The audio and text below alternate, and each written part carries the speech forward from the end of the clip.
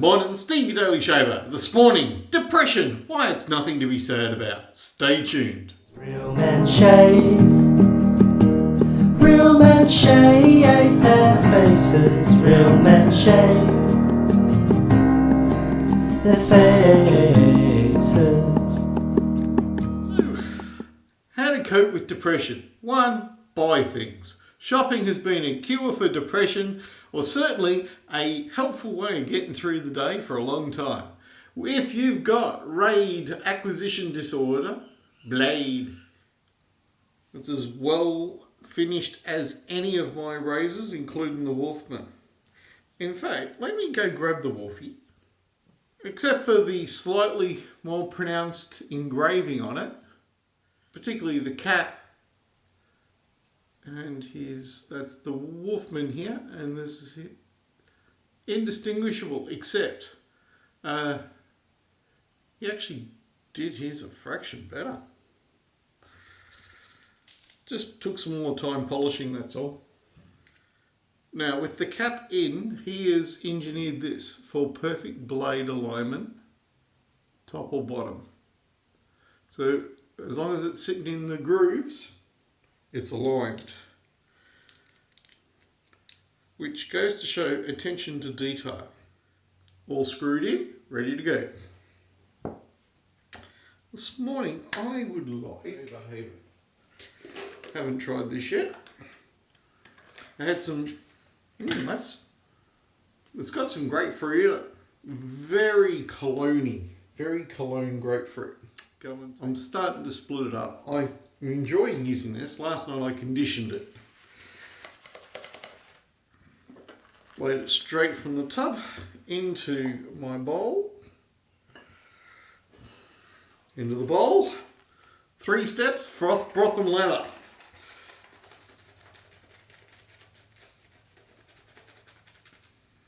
Balls don't look pretty.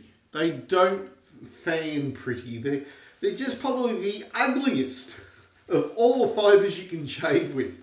You know, they prickle until they're broken in. You can feel the prickles on your face. And there's not a thing you can do about it except shave through it. So grow a pair, as they say. Now growing a pair does not work when it comes to depression. 1/4 of us at some time of our life will suffer what's called clinically severe depression. Now, personally, I've only really suffered depression once in my life, and I remembered a saying which was one of those annoying ones, life hands you lemons, make lemonade. So I used my depression to exercise, swim, walk. I lost weight. What can I say? Best depression I've ever had. That's not true of everybody. A lot of people, depression is the most debilitating experience. It can very quickly take away a normal person's life. Of course, if you have depression, first port of call inevitably is going to be the doctors. So go to your doctor, talk to them. If you need to talk to a psychiatrist or someone, talk to them. The most important person to talk to is your partner. And you're going to go, and your employer. And the reason is they have, one loves you, one needs you. So it's in your employer's best interest for you to have good mental health. So tell them, you probably won't get the sack.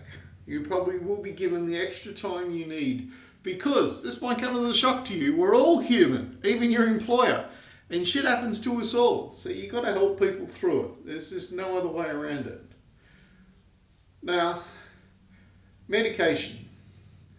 The Lancelot, the English medical journal, went and studied, I think, 12 antidepressants using the current round of chemicals.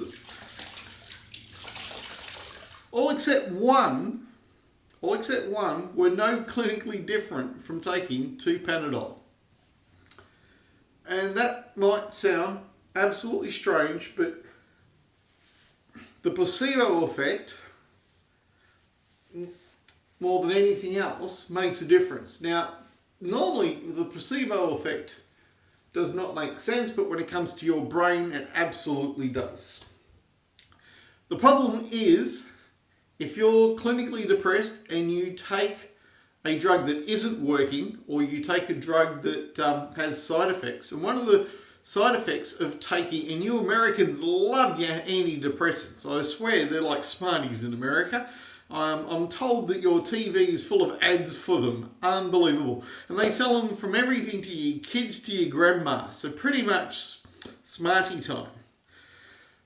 The side effect is they turn down some inhibitions. It's like turning down the volume in your sound system. What they do is they turn down the volume on your conscience.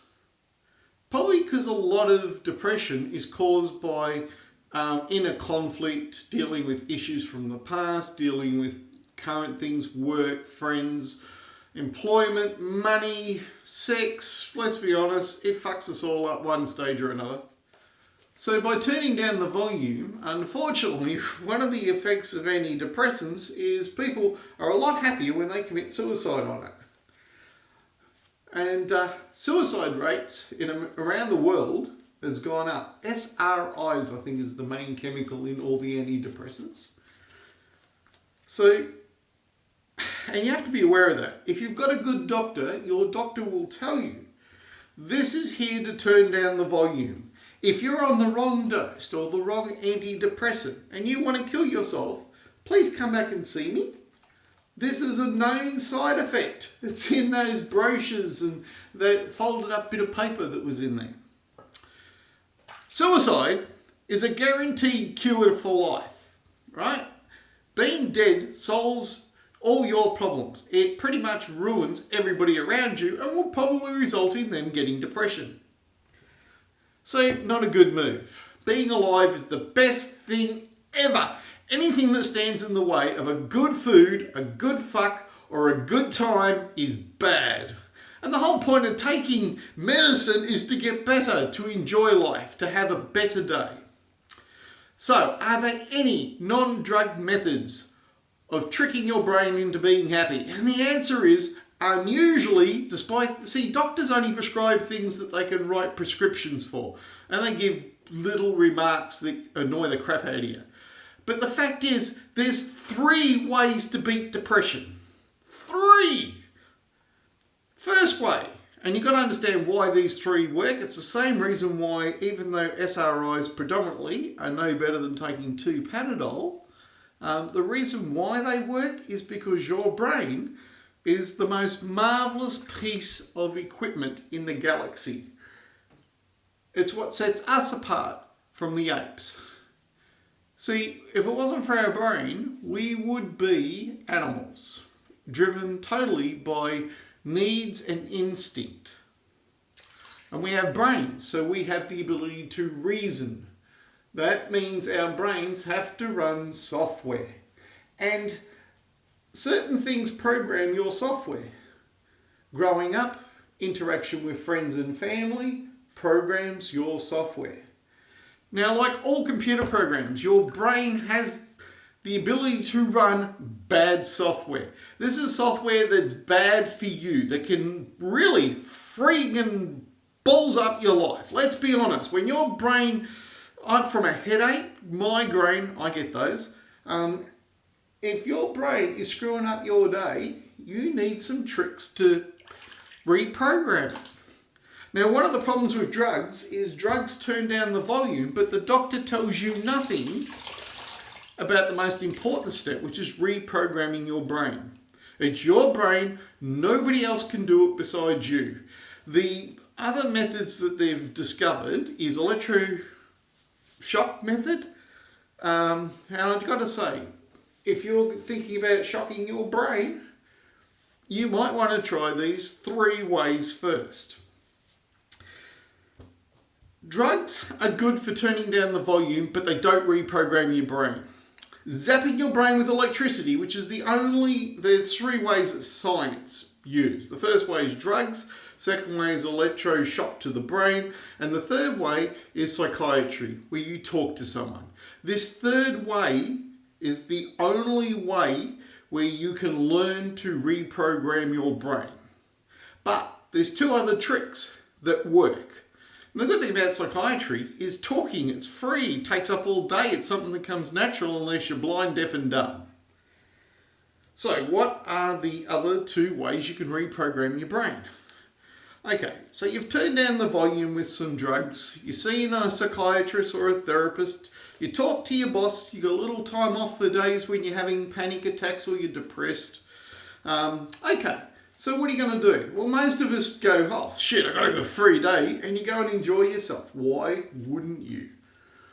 But the real thing is, how do you get your brain, so your brain's stuck running a bad program?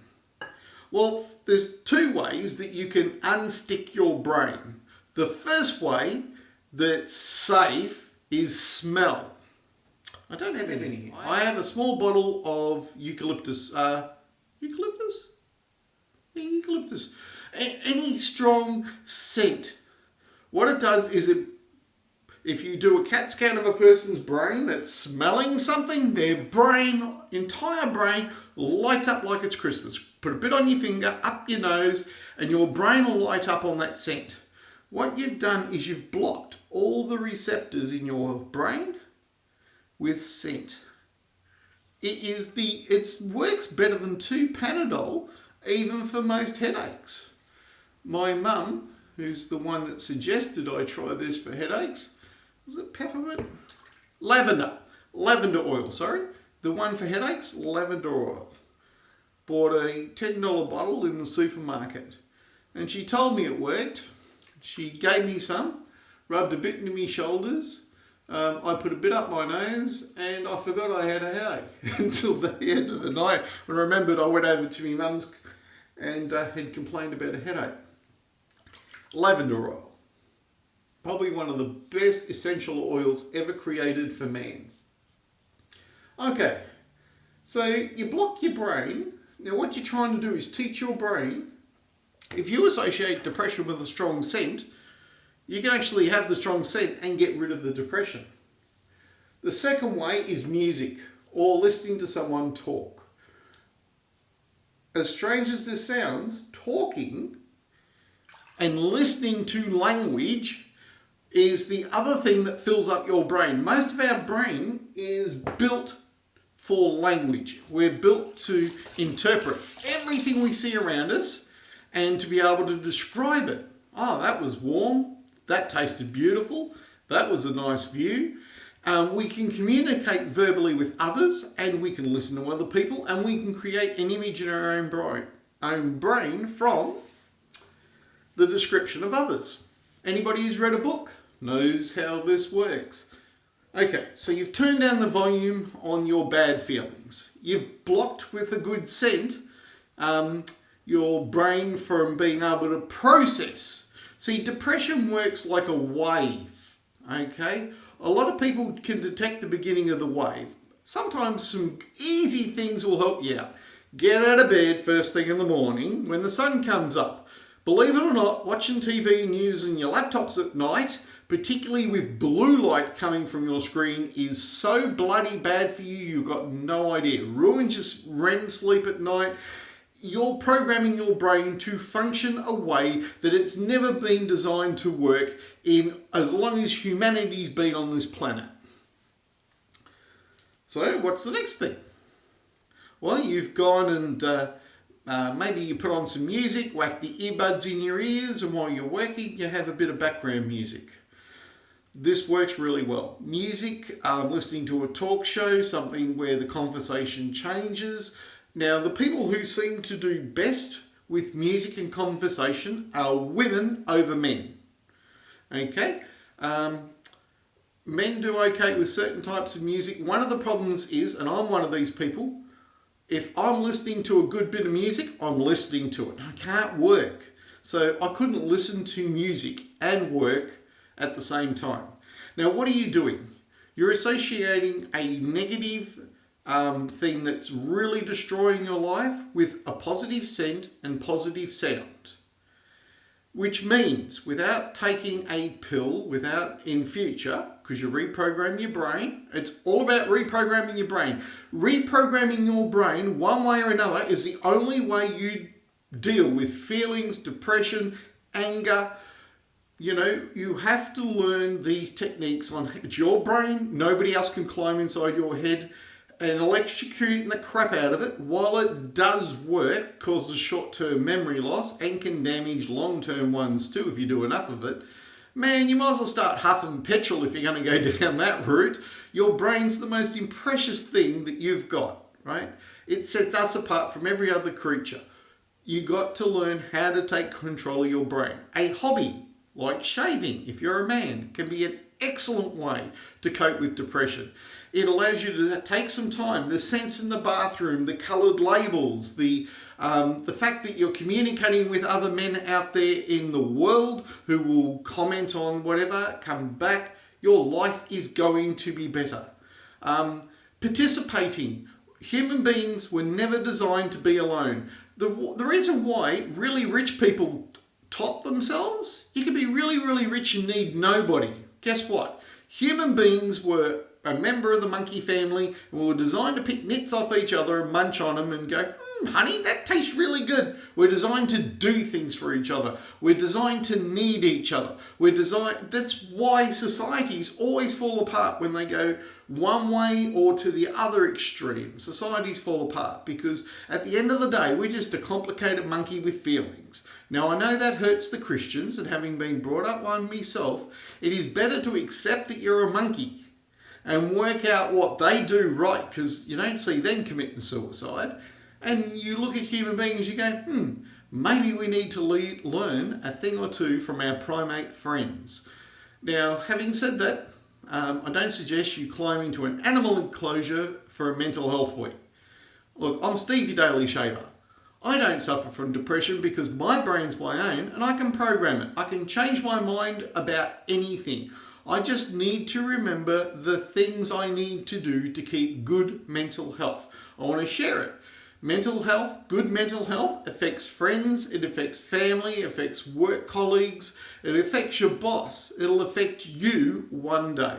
If you haven't lost someone you loved, if you haven't lost a job you liked, if you aren't about to have everything repossessed, you haven't lived long enough, because all these things happen to all of us. And all I'm saying is, it's your brain. How you process things makes all the difference. Being broke's not a problem.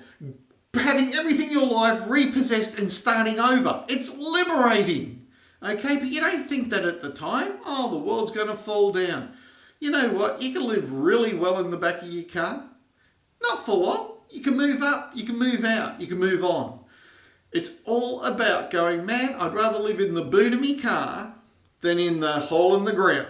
Because one of them you can get out of. I'm Stevie Daily Shaver. Remember, good food, good friends, good shaves, amen. And while it's nice to be important, it's far more important to be nice to each other. Because we're all stuck on this wrong, spinning through space, and we need each other. I'm Stevie Daily Shaver, wishing you all the best of shaves. Goodbye. Bearded man, you think that you're so cool, but your face looks like a small marsupial.